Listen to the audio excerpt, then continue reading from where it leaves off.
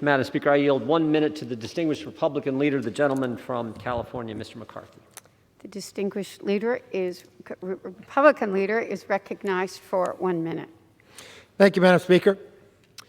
At the heart of Democrats' border security policy is the assumption that America can assume an unlimited number of illegal immigrants without considering its impacts on jobs, communities, security, and in today's world, health. This assumption defies all historical evidence. More importantly, it defies the evidence right before our very eyes.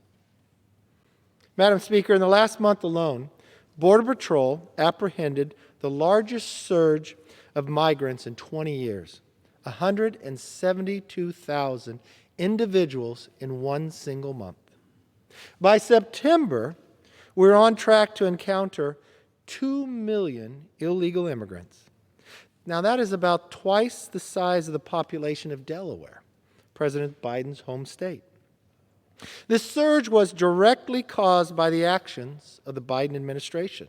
On day one, President Biden issued 5 executive orders that reversed the common sense immigration policies that were working. Then his administration sent mixed signals to migrants that now is not the time to come, but promising not to deport children and many families. And now on Monday's order, it just demonstrates the White House is more concerned about policing Border Patrol's language than it is protecting our border. Now, I'm very glad that President Biden finally admitted that there's a crisis at the border. But what we really need is for him to admit that his policies and rhetoric caused the crisis to begin with.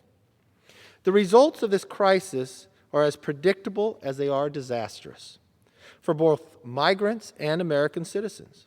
Just this past weekend, the Biden administration was forced to shut down a Houston migrant center for children because of unbearable conditions.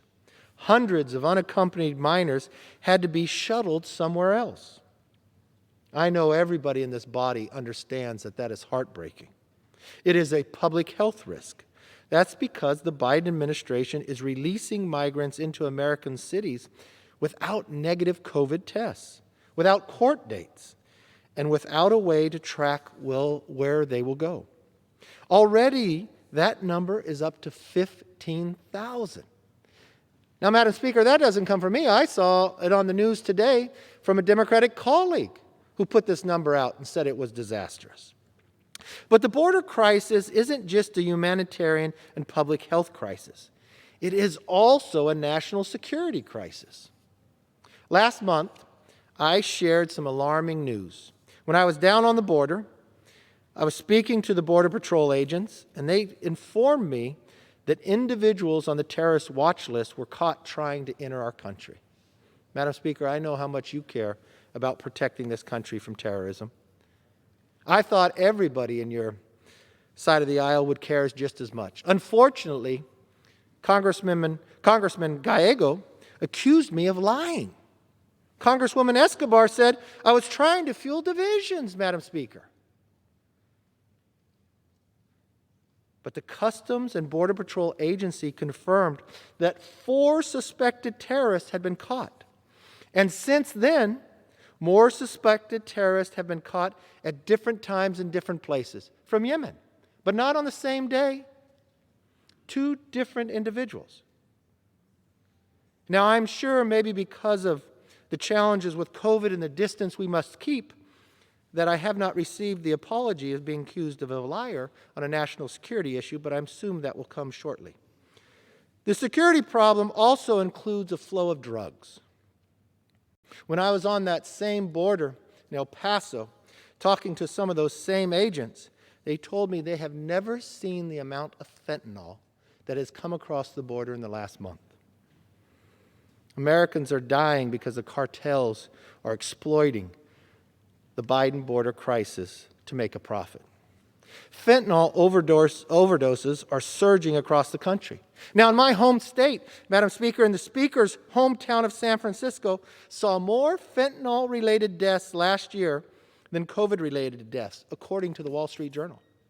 Madam Speaker, it's hard to imagine anything more short-sighted than doubling down on Biden's failed border policies. But incredibly, I sit on this floor, the House Democrats want to respond to this humanitarian, public health, and national security crisis by passing a recycled legislation from the last Congress. Now, I know, Madam Speaker, the Speaker doesn't want us to work in committees and wants to do it from afar, but I still think we could have new ideas to a bigger problem created by a new administration.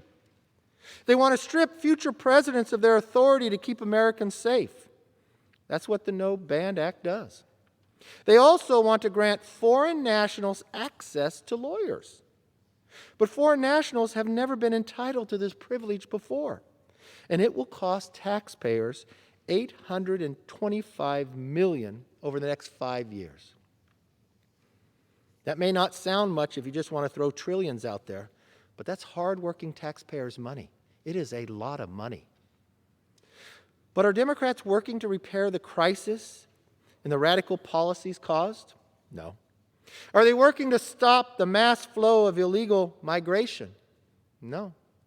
Are they working to secure our borders? No. But Vice President Harris has refused to visit the border for 28 days. By contrast, more than a third of the House Republicans have been to the border and seen the crisis for themselves. There's even been some bipartisan trips, Madam Speaker, and I was very excited to hear that in the bipartisan trip that their questions were asked. And my understanding was the very first question one of our Democratic colleagues asked, is it really true we're catching terrorists? And the shock upon their face when the border agents say, yes, from the terrorist watch list, we have caught them. What's really concerning to me, if you read the Washington Post, the thousands of people who come across a day who are not caught. How many terrorists are in that group? How much fentanyl are those people carrying? We've learned to lead directly to action to be taken here in Congress. 2 weeks ago, Dr. Miller Meeks introduced a bill to require a negative COVID-19 test before any illegal immigrant is released from custody. Madam Speaker, I was shocked, but your side of the aisle blocked it. Last week, Rep. Carter and Peter Meyer offered a motion to combat the trafficking of fentanyl, which are 100 times deadlier than the regular fentanyl. Democrats blocked it, even though 137 of them voted for the same motion last year. Could you imagine that, Madam Speaker? 137 on your aisle voted just last year for that amendment. I guess things have changed. Madam Speaker, Congress needs to do the right thing here. We should not be wasting its time on recycled legislation that weakens our national security. We simply need to return to common sense border security policies that work. We need to finish the wall and deploy technology to the border. We need to fully reinstate the Remain in Mexico policy and maintain the robustly implemented Title 42 authority. We need to require a negative COVID test before releasing migrants. I think that'd be common sense. Most Americans have to have that. And we need to send a clear message: do not come to the United States illegally. Madam Speaker, if we want to fix the crisis, we need to fix its root cause. But that root cause isn't only in Guatemala, El Salvador, or Honduras. It's right here in Washington, D.C. You see, Madam Speaker, before the crisis hit, there wasn't legislation that was passed. It was just on day one with executive orders. So all they have to do is do the exact same thing they did. Take the pen and bring them back. Let's bring common sense back to solutions. And Madam Speaker, why don't we bring new ideas to committees? Why don't we have members show up for work? And why don't we have committees actually work instead of just picking old ideas when they've created a new problem that will only expand it further? With that, I yield back.